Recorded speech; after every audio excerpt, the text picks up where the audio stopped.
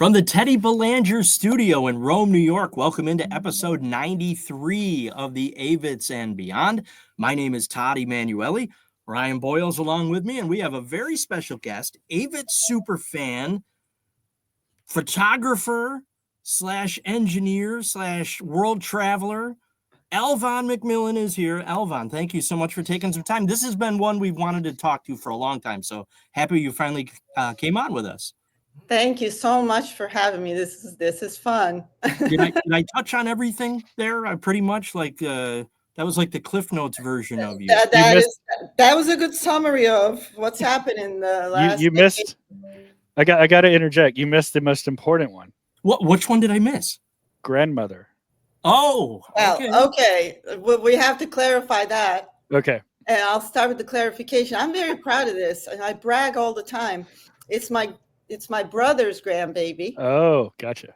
I don't have kids. That's how smart I am. I got a grandbaby without ever raising a child. Just kind of, once the grandbaby was there, I was like, I'm here. I'm the great aunt, and just because I don't have any. Well, you have talked my ear off so much at shows about this grandbaby that I thought it was yours. But so our family tree is upside down. Like I have my brother. I don't have a child. They only have one daughter, my brother and her mother, and there's no other aunts or uncles, just me.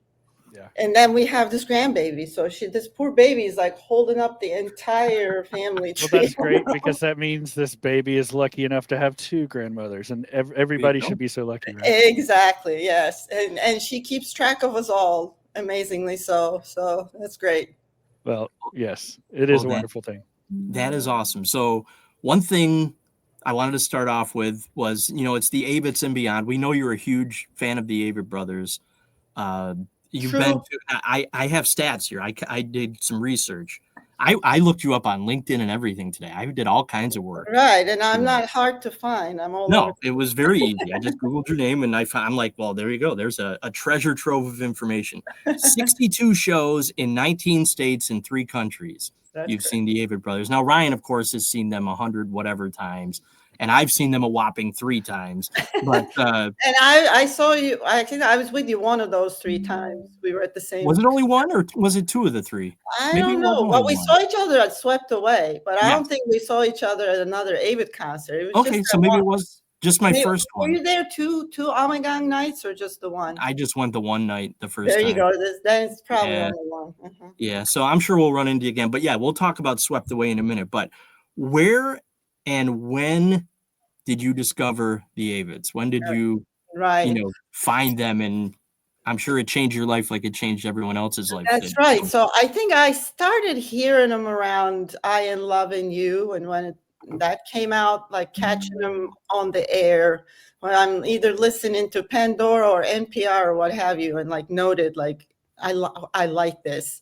And then I probably am one of those people who saw them on TV when they did the Grammy Awards, and Bob Dylan was there, and Mumford and Sons were there, but then the Avett brothers came on and burned down the house, and I was just like, oh my God, I gotta see them live, was my like next check one. And then I tried to see them live, and it just couldn't happen for some reason. I'd be out of town, I'd have another show, like I just kept missing them. And then I went to see this movie, Inside Llewyn Davis, the Coen brothers movie about the folk music scene back then. And the music of that movie, it was just gorgeous. And I was like hooked on the soundtrack. And because I was hooked on the soundtrack, I caught that concert that T-Bone Burnett made. It's called the music of the Llewyn Davis movie or whatever, Another Time, Another Place. And a part of that was televised, and Avetts were on there. Oh, okay. And then I was like, oh my God, like what's taking me so long? And here's the funny part. The first Avett show I saw, and you can look this up in the DB, was in Virginia in 2016, and they didn't sing a single Avett Brothers song because it was a replication of a Jerry Garcia band concert from 30 years ago. They were there with Warren Haynes, and they sang Jerry Garcia band songs, Dead songs, I don't know, Van Morrison and Bob Dylan, and it was like the best show. So if you look at my number of covers she heard, it's inflated disproportionately to my number of attending shows because of that one show. The entire show was covers, and it was such a great That's interesting. Show. Yeah. I wonder how many other people that was their first time seeing. Like probably just me. I mean, there may have been a couple other folks there who happened to find them. Like they came there because they were Dead fans. And Bob was singing, how big a Deadhead he is. So he would sing Deal just by himself, like Bob Crawford on the mic. It was just such a great show. And there's a version of it stoned me that Scott sang. Everybody sang, but Scott started it. You can see it on YouTube because DC Ranger fan was there. Aha. So there's good videos from that show. That's very cool. Yeah. And then I guess it's Wolf Trap. Like I went to the year when they did just one show. And that's my local venue. And I finally managed to get in there. I think that's 2017. Summer of 2017. And then the rest is history. After that, I tried to catch them. And then I had this beautiful 2020 built out. I was going to go to all the shows. And I think that made the pandemic happen. I had such a good plan that they were all canceled. And then tell me, what is that? Is that right around the time that you retired? And well, I was going to retire September of 2020.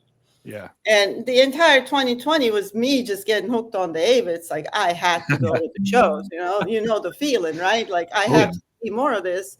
So, and I always travel for concerts, whether it's Avetts or otherwise. So it was just not a thing. Like I just found all the places I can go.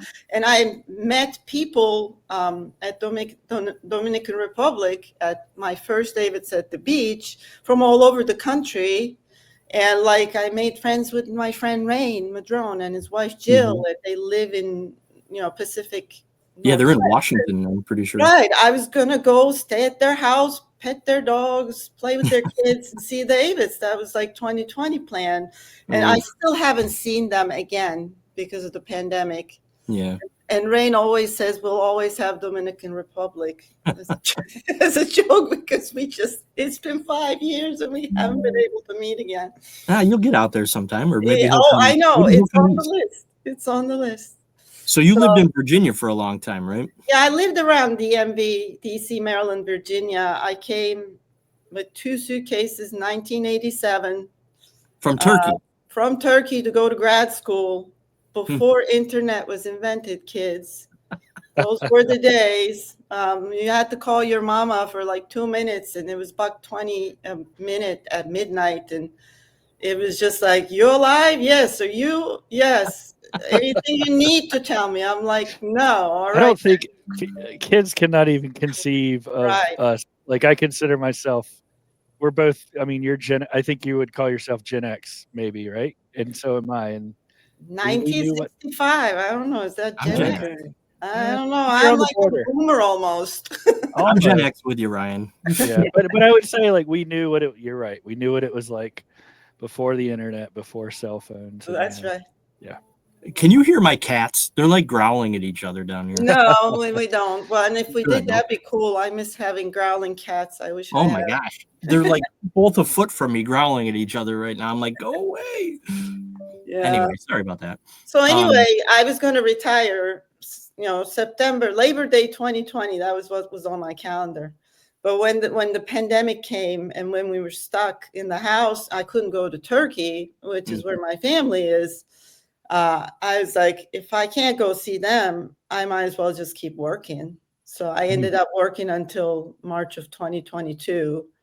And that's when, I think there was a middle part where it kind of opened up when we all went to Red Rocks, and then we got hit again with the Omicron and whatnot. And then at 2022 March, and after that, we all had 3-4 shots in us.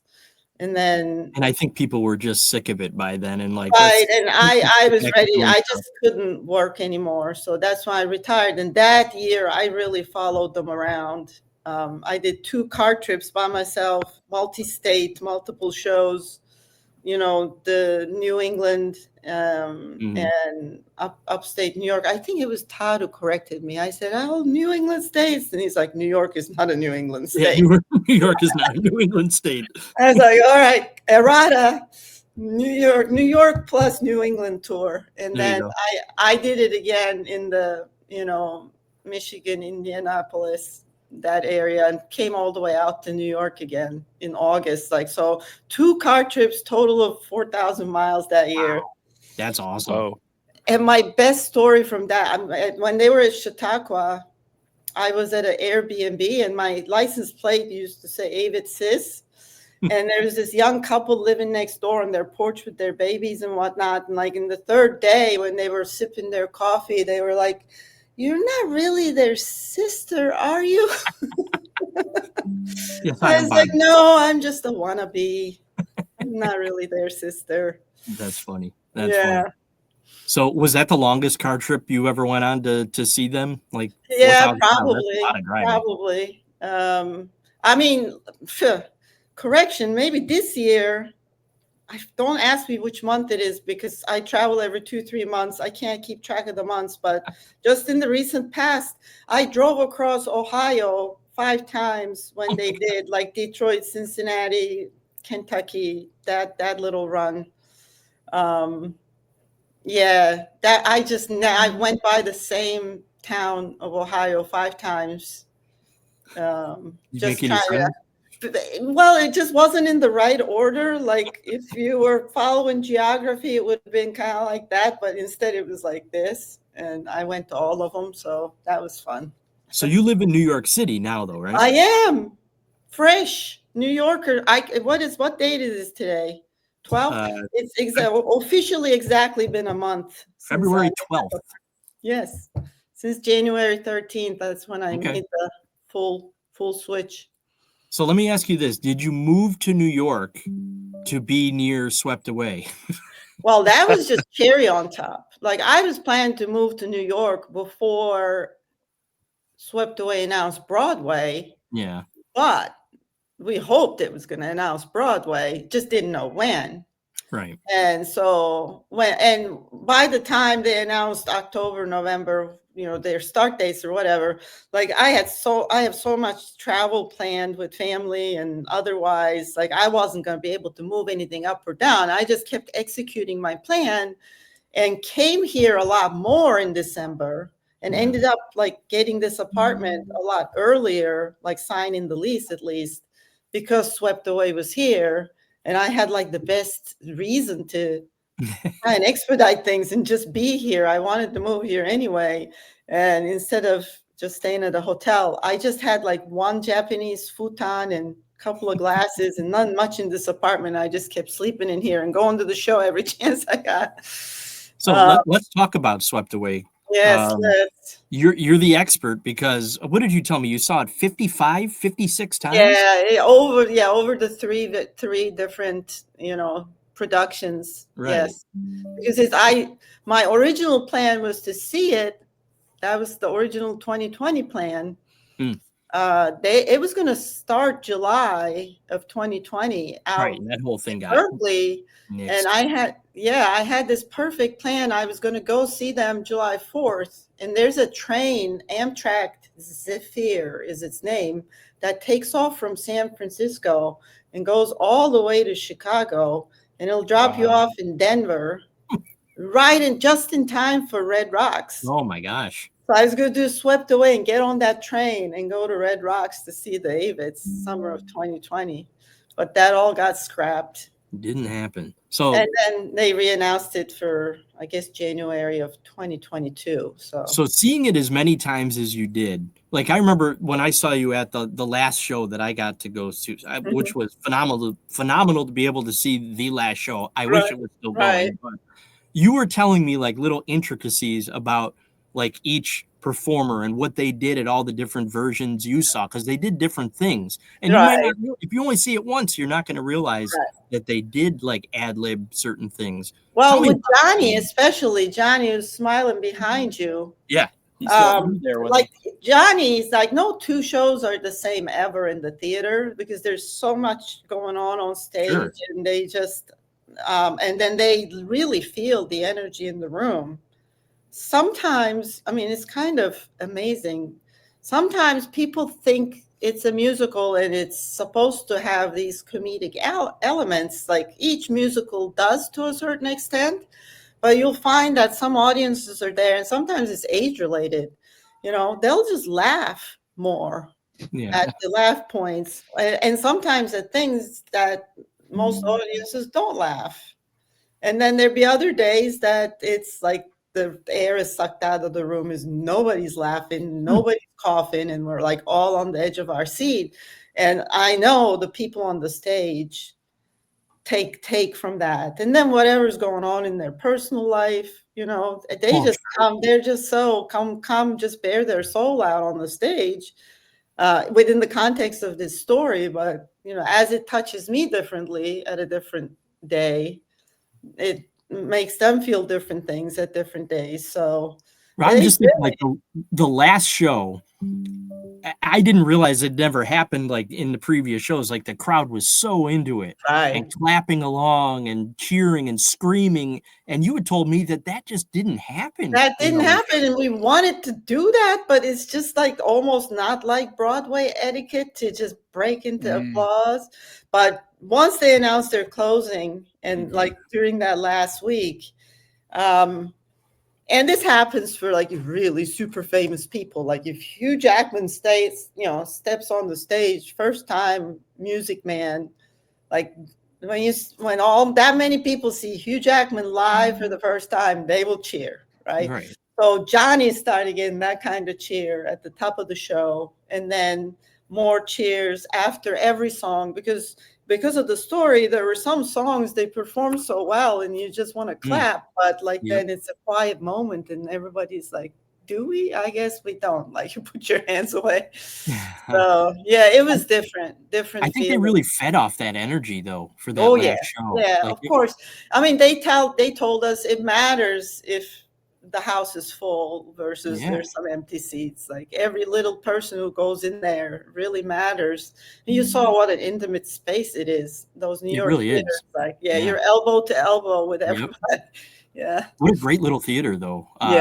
Beautiful theater, and like you said, everyone's like right on top of the stage. It felt like the seats, but it was great to see them react to the crowd reacting, and I just love the show, like how they worked. I was wondering how they were going to work the songs into the story, and the way they changed up some of the lyrics, and they just made it work. Like you didn't have to be an Avett fan to follow or understand what was happening. It was great. It was so good, and it's so sad that it ended so soon. That is true. Well, and just so you know, they hadn't changed any lyrics in Berkeley. Oh, okay. Like they were singing go to sleep, my man," when Johnny was just waking up. And they were like, Stark was at Broadway Con and was talking about this just the other day. I was there. They did a little panel on Swept Away. And he was like, well, just wasn't quite making sense that we were telling him to go to sleep when he was actually getting up to tell the story. So they did make lyric changes coming into Arena Stage. That's interesting. Top of the show, though. But that's why they do that kind of stuff. That's why they have shows before it gets to Broadway, so they can work out little kinks like that. And people still kind of, if you read the reviews, like for an Avett fan, when Adrian breaks into "If I Get Murdered in the City," that doesn't hit us that hard. But if you're hearing that song for the first time, and you just got to that point where they're on a boat, like, you know, they're farmer boys on a boat. And then he says, "If I get murdered in the city," everybody was like, whoa, that's not a good segue. What the hell just happened? But then in the context of what happens next, then you think about that song and you're like, oh, now I understand. Because it's not just Scott singing it to Seth thinking about life in general, but it's right before their demise. So Right. it's kind of right.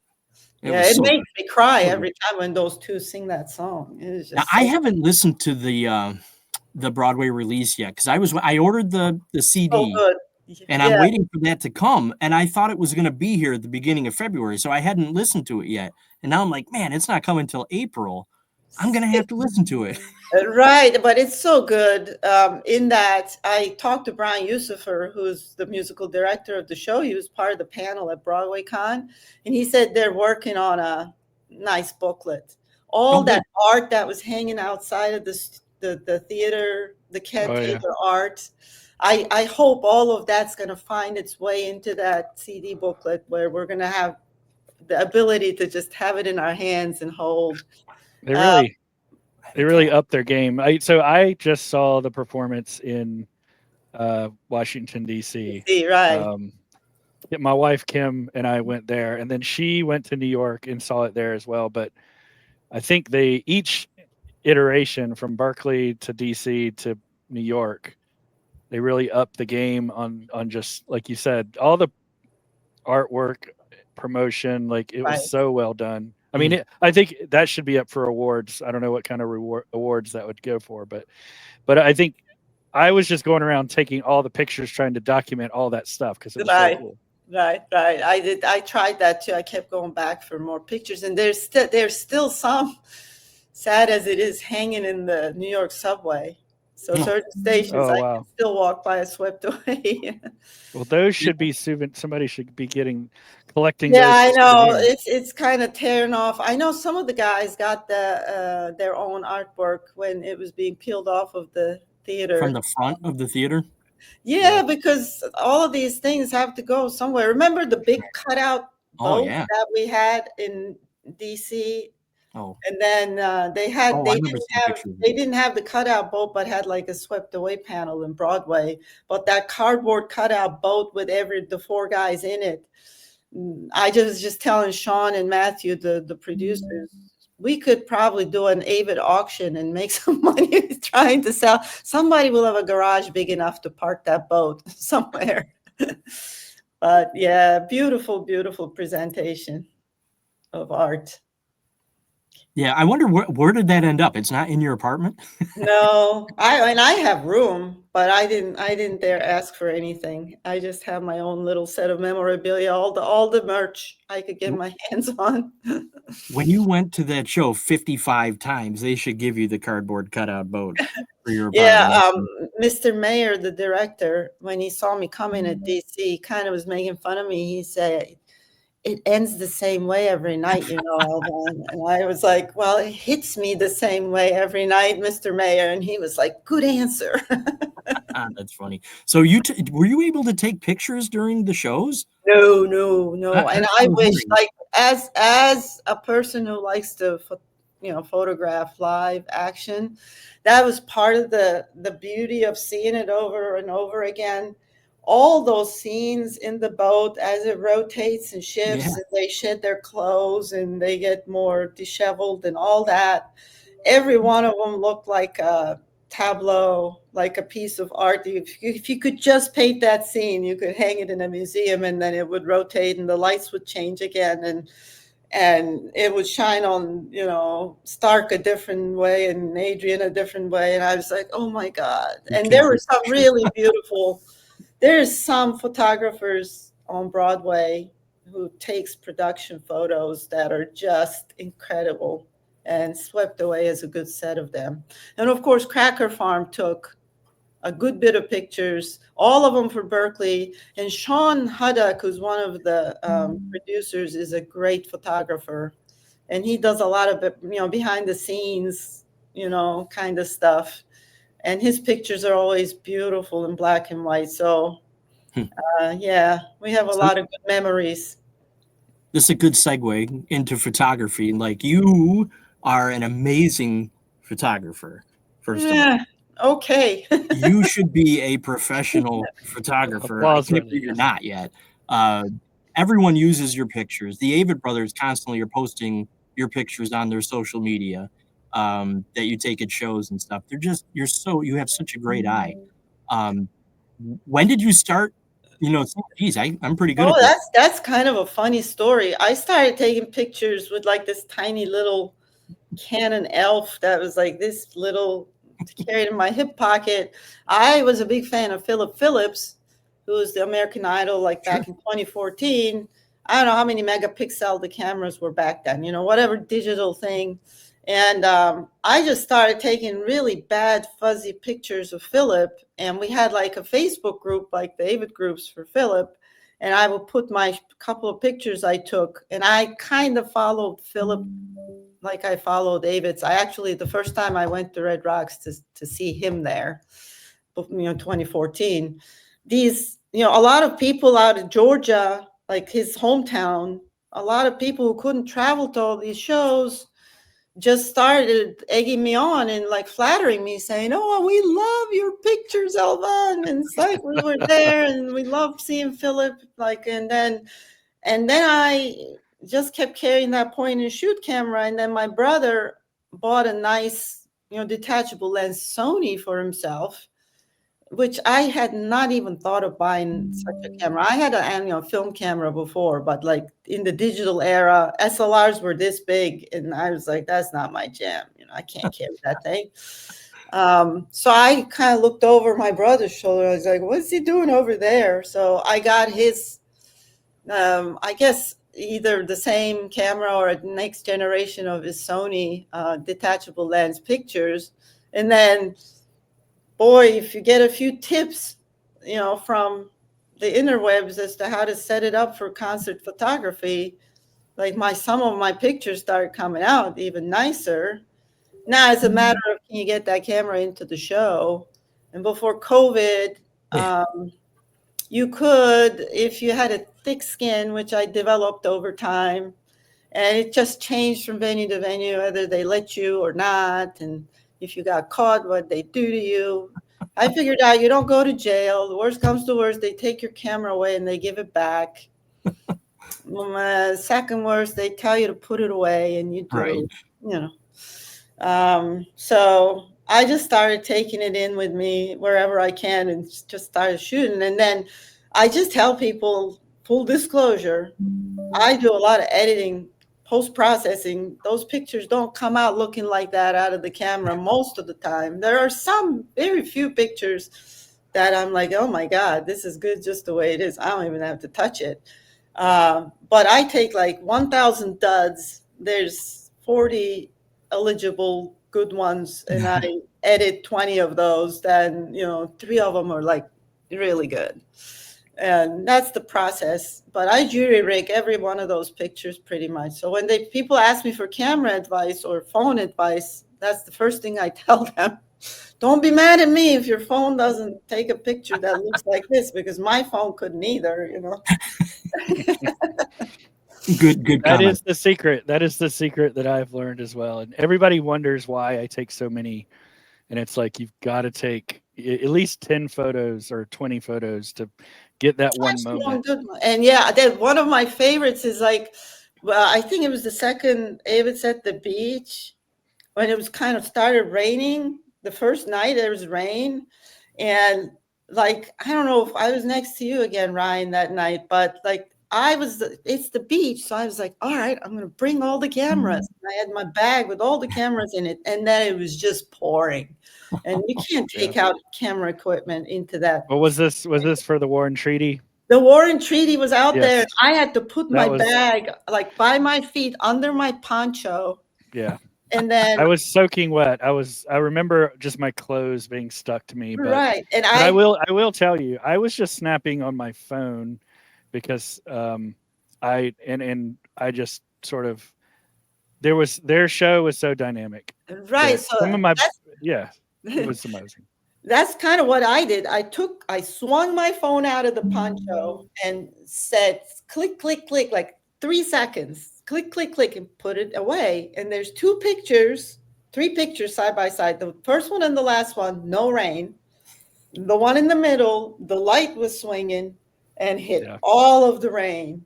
And it's this oh my God picture, because they're like, they're doing their thing, and the rain came out, and it's all about the light, and I'm not the one swinging the light. I just got lucky. Like 2 of them has no rain on it whatsoever. You'd think it's another night or something.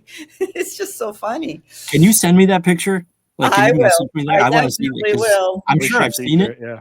but I Oh, definitely yeah. want But to I see mean, it. Michael and Tanya are they're the husband-wife duo of the War and Treaty. And if you haven't seen them, or if you haven't listened to them, they're Oh, they're like, great. they went from being homeless to performing at the Ryman. So they are like living out their dream right now. And the Oscars That's and the Grammys. I mean, And they show up yes, everywhere everything, now. But everything. they also have they had their musical director, whose name escapes me right now. But he played guitar for them. So he's in this picture. So when he saw the picture, he DM'd me and he was like, oh my God, can I have that picture? And I'm like, sure. I'm glad I caught it, you know. You always share your photographs, so you're so Oh yeah, nice. so for the Avetts folks, every single one, and you can thank Tim Mossberger for this, because he keeps me honest.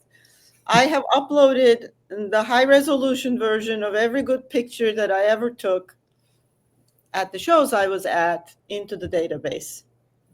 Every single one of them. And at the year end, he sends me a really nice note reminding me, as hard as it might seem, how important it is to preserve these memories. And could I please? And if I haven't done so already, I usually call out all the pictures and I upload them.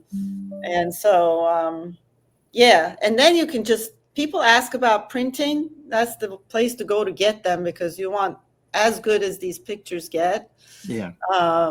And also, that's my warning, because they're manhandled phone pictures lately, especially. Like they might look great on the phone. You try and blow them up, they're not going to look that good. Then you're not going to make a poster out of them. Right. Some of them are that sharp, and then those will blow up nicely if it's sharp enough. But most of them, not with the phone. Do you have a website for your photography, or is it just a Facebook page, or? No, none of the above. I thought you had a Facebook page. I mean, I have a concert, Elvan's concert pictures page on Facebook that I finally, years later, hooked up to my Instagram. I have 2 Instagram accounts. One of them is just concert photography now. It used to be all mixed. Like it would be concert, cats, dogs, a couple of New York pictures, and then my backyard. So I kind of, that's the concert picture one that you're showing. And well, everyone if they haven't, they should follow your concert pick pages, because they're great. Well, yeah. And then if they see a good one and want it for whatever reason, I always make sure you get the high resolution one. If you ask, I will get them to you. I won't just blindly send you to the database. I'm just telling for people who actually do visit the database frequently. Some just a factoid. Yeah, that's my Facebook page.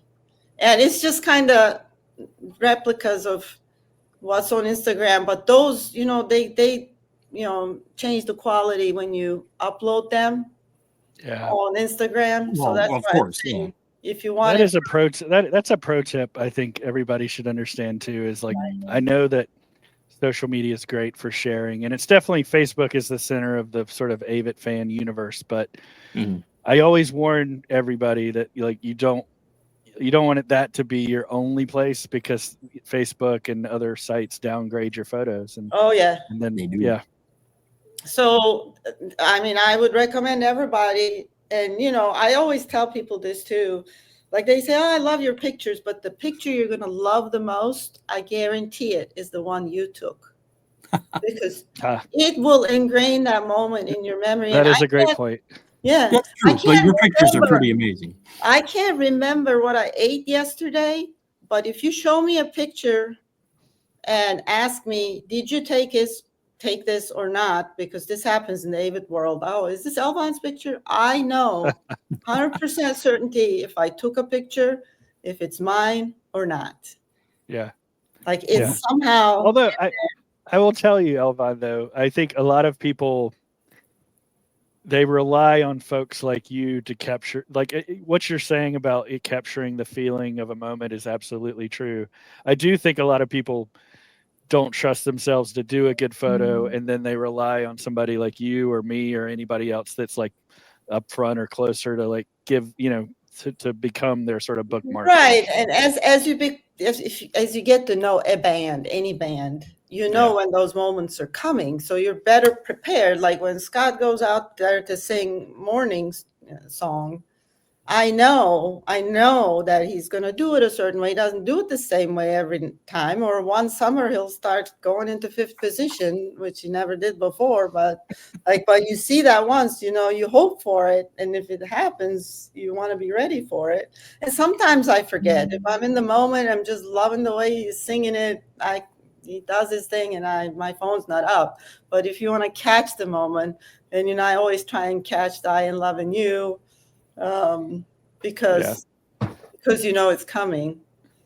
You know what I constantly, so for me, I'm constantly trying to now capture the mirror ball when it first shoots on, and everybody, during that moment, everyone in the audience is anticipating it because they're getting ready to go wild and do the clapping and everything. And to me, seeing the reflection all around, on the crowd, on the ceiling, on the wall, like there's something to that captures that magic moment. And I take some of the pictures just to capture the lights because Pete does such a great job. Oh yeah.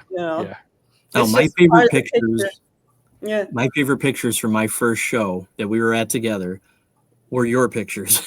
Like I took some pictures and I got some good videos on the rail of some songs, but the best pictures that I used as wallpaper on my phone were the ones that you took. And then the second night I just didn't do the pit. We had like a rough pit day in the pit on the night. Was this at Almo Gang? Yes. Okay. And then the second night I was up on the hill trying to, like, when you're that far back and the lights are pointing to the sky, like Pete lights it up all the way to the moon sometimes. So that beam would go on and on. I was at I got an Almo Gang story real quick. I just feel like Almo Gang is a mixed bag because you're right. It's rough on the rail, but it's even, I'll tell you from experience, it's even rougher back in the crowd. I took my boys when they were very young. And when it gets dark and it's an amphitheater, kind of, you're out in a field. Right. People are just stumbling around in the dark and falling on everybody. And like, it was a little chaotic the time we went. Right. See, I had my daughter with me and we were on the rail and there were several very drunk people around us. Yes. Well, it's a beer place. So the people that were right next to us, they protected, like they stood around her and protected her from all of it. It was so awesome. And they even got Joe to toss his set list to her. Like they pointed her out. I think he would have anyway, because he saw her, but these people really looked out and I'm like, man, this is just so cool. Yeah. We almost had the same experience. So we got there and we didn't expect to get on the rail, but my wife, like we have two boys, same thing. My wife was like, okay, we're going to go try to get on it. And I was like, that's cool. I'm just going to hang back with the chairs. So I kept one of our sons with me. She took one of our oldest up there because he was getting into trying to play music at the time. He was like 10 or 11 years old. So they get on the rail, I think similar to what you're saying with your daughter. And yes, they were right in front of Tanya and Joe. And I think they got one of their set lists too. Yeah. She got Seth's pick that night too, his guitar pick. So that was pretty cool. Oh, that's nice. That was a fun night. I'll never forget that. This goes so fast. We didn't even get into the whole engineering thing yet, right? We're running out of time here. You want to talk about that still? Well, I'm fascinated because I'm an engineer, or I went to engineering school. I have a computer science degree. I worked on the software at IBM that helps with engineering systems, in aerospace and whatnot. And then I found out, Elvan, that you have a tie to that world, a very deep tie to that world too. So right. Tell us all about your engineering story. Small world, right? So I am an electrical engineer by training, but my heart was in computers. So that's why I came to the United States to go to grad school and get a computer science degree, master's degree in computer science, and just kind of leave electrical engineering behind. Which was okay, but like I'm way older than Ryan, so when I was doing computers, started out in Turkey, we just had like the whole school had one computer, and Right. we punched cards. I'm that old. I'm a card puncher. And then when I came here to go to school, I went to through the entire computer science program at GW, and I did not have a computer. Like, I had to go to the lab to write my code. I did not own a laptop, and we didn't have desktop computers. I'll tell you, in the 90s, I did not have a computer in my dorm or I had to go to the lab as well. There you go. So maybe you're not that young after all. Kidding. But, you were right behind me, I guess. So, but yeah, the first system I worked on modernizing and then became my life was the air traffic control system, which was inherited and kind of modified from a system that military had developed. And they ran on these IBM mainframes. And I mean, it was because of security and for other reasons, they had stripped down even like the most basic IBM software and had written even the operating system from scratch using assembly language, and like ran it on the iron, like right on the metal. And then after that, the air traffic control system software, which was like really old languages nobody even learned in school even back then. But that's kind of where I started. And then, I guess until. So are we talking, were you doing Fortran or was it? Well, no, I'm going to say, have you ever heard of a language called Jovial? I have. Yes. So that's a military. I've never used it. Never had the experience. It's a structured language like, Fortran, Pascal, C, C++. C and C++ were like brand spanking new back then. And we had a couple of front end processors that did run Pascal. And so I learned Pascal in high school. That's how I got interested. There you go. And then and that would drive the displays of the air traffic control system. And we had a communications front end, and that was an event driven language. Like, it was fascinating. Like, there was no compiler. Like, I think Todd is nodding off. He's getting. There you go. I told him. But just for me and Ryan to be on the same. We're gonna have a spin-off show called Avett Engineers. Yes. But Avett Engineers. There you go. But all of way beyond right now. Avett's way beyond. Way beyond. Just to keep the aircraft separated, I can bring it back to Avetts by saying, you are safe flying in the United States of America and around the world. That is what I wanted to get to. A lot of people work very, very, very hard and keeping the aircraft separated, whether it be in the towers and all the facilities they work at, the controllers themselves, or the people who build the systems that support them. So don't you fret. You're in good hands. I like to say, when Superman, I tie everything back to movies. So when Christopher Reeve in Superman comes and says, well, statistically, air flying is still the safest way to travel. Which is still true. He's absolutely right. Anyway, so that's enough on the geeky engineering stuff. But I like being an engineer. It's I think you're job. You're always an engineer, because that it forms the way a way of thinking and looking at everything, And I just found a cartoon on the internet about engineering. I will send that to you afterwards. It's so hilarious. I thought it was right on. So I'll put it in the thing that I'm going to send. I love a good engineering cartoon or joke. Yeah. Yeah, me too. All right. So one last thing before we let you go. We can talk about the music you picked quick here too, but Swept Away, is it going to go on tour? Do you think? What is your inside scoop? There's no telling. The only thing I can think of is that even if they found a way to take it on tour, I doubt that it would be the same original cast members. Really? That's almost never the case anyway. And they all have their other endeavors. Like, when you're out on the road for a year, you dedicate yourself to this musical. You can't much do anything else. As Johnny's a movie star, Stark is a movie star, Adrian has a band, Johnny has music. So Adrian is trying to write a musical, and so many other things. I don't see them going on the road with it. Would it work with a different cast? I mean, of course. There's always talented people, so many talented people to fill their shoes in. The understudies were fantastic. I got to see one of them step in. Like if you were there the first night, you would not know the difference. These folks are all so talented. Yeah. You don't get that far without being really good at what you do, and they all were fantastic, every single one of them. Fingers crossed for a tour, maybe with a different cast. That would be cool. I guess it would be they different. may land in London, so if you need an excuse to go to London, there's another possibility. I always dream that it could be a West End show, at least for a bit. I have a hard time getting out of New York. I don't know. London would be awesome, but I don't get out much. So you picked we got a few minutes left here. You picked the music that's going to play around the interview section here, segment. Oh, cool. So do you have the list in front of you? Because I have it in front of me. Well, I kind of have it in my head, but you can read. Okay, well, I'll just run down. So you picked 2 Avett songs. You picked Smithsonian and Backwards with Time. Why did you pick those songs?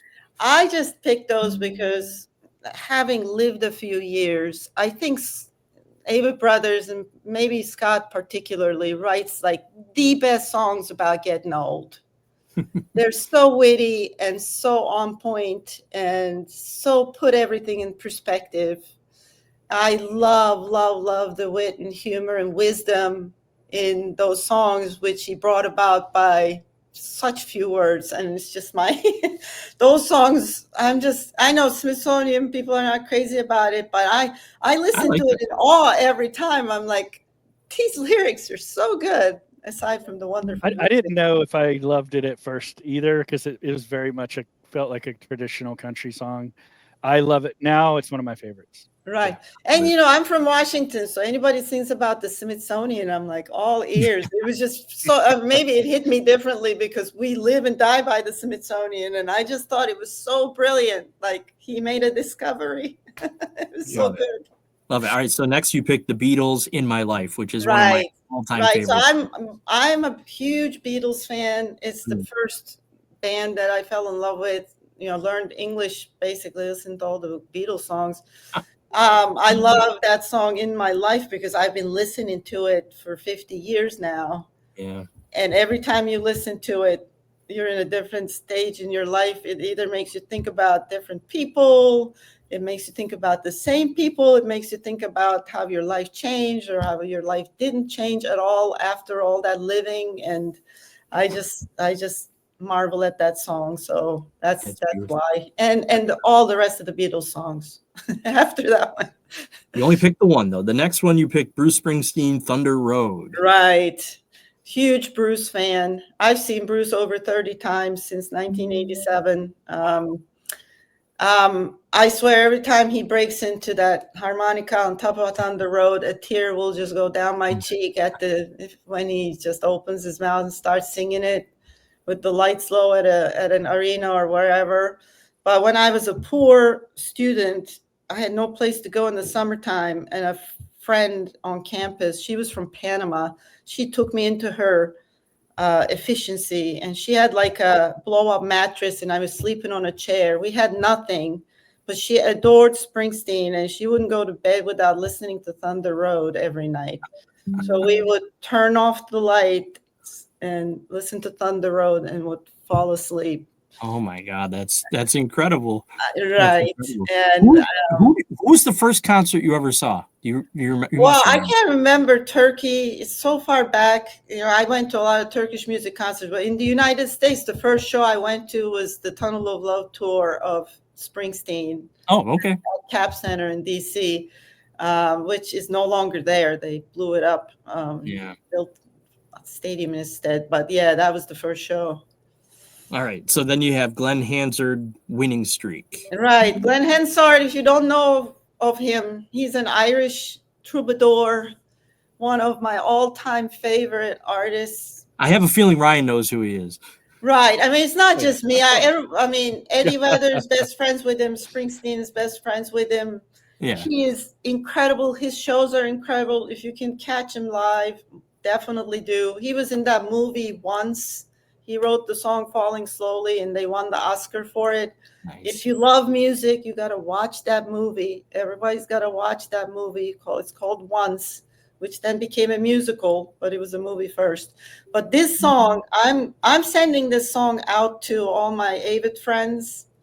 it's lyrics I love. It's about wishing good things on your loved ones. He wishes everybody a winning streak, but the entire lyrics are just outstanding. So if you listen to it, it's a dedication from Elvan to all her Avetts friends. Nice. I will do that. All right, and finally, you got John Mayer with Age of Worry. Right. Mayer, I'm a huge Mayer fan. Incredible songwriter, aside from his, guitar playing and all that. But I just love the way he chooses words when he writes lyrics. And that song, Age of Worry, is a masterpiece in saying just the right things with such few words. If you listen carefully, you'll just marvel at how smart this guy is. And its message is also very uplifting. It gives good advice. It's a good advice song. I listen to it when I need to pick me up. So very cool. All right. Well, I'm not going to have time to play all these songs on the show because okay. There's only an hour, and we've almost talked for an people hour. will listen anyway. So, but I'll throw maybe we'll throw a playlist together or something and put it up on YouTube along with the episodes so people can listen. Oh, I do have a Spotify playlist called "You're My Favorite Song," and all the songs I love are on there. And I started looking on it, and I was like, "Don't even go there, Elvan." Like the first 5 that come to your mind, because there's 60 songs on there, which I love them all. So, are you heading up to New York for the shows in June? Are you going to be in Lafayette? No, I won't be here in June. Oh, yeah, I'm going to catch Wolf Trap, God willing. Okay. And then I have to go back to Turkey. And then I don't know what other shows I'm seeing and when. So I'm going to be When you go back to Turkey, how long do you spend there? At least 6 weeks, and that's criminal. I try and stay a couple of months, 3 months, 4 months. Sometimes I come back because I'm like, is my apartment still there? But I sold my car, so that made it a little easier to be away from this place long amounts of time. Yeah. And I'm in a managed building, so if something disaster happens, they'll have to come in and do whatever they have to do. But yeah, I don't know. I'm definitely going to try and get into Wolf Trap, and then my Avett shows are not determined at this point. Yeah, you'll get there. You'll get to some of them, I'm sure. Yeah. We'll see you down the road. Well, yeah, definitely. Thank you so much for coming on. I told you this would be fun. Well, thank you. I knew it would be fun. I knew I would talk too much. It always goes that way. It's all good. It's all good. Not at all. I love it when the guests talk more than us because we can listen to your great stories. That was a lot of fun. No one wants to hear us talk. So right. You did the I'm sorry about the engineering bit, but it's all good. There's other engineers out there listening going, oh man, I've been waiting for this. I do a nerd show, and I'll invite you over there, and we can do more engineering. Whenever I can talk about air traffic control and put people to sleep, have me over as a guest. I'll be your guest. I only nodded off for a second. It wasn't that long. All good. It was a power nap. Thank you. I appreciate that. Thank you for coming on. We'll see you down the road, Elvan. Thank you. Bye. Love you. Bye.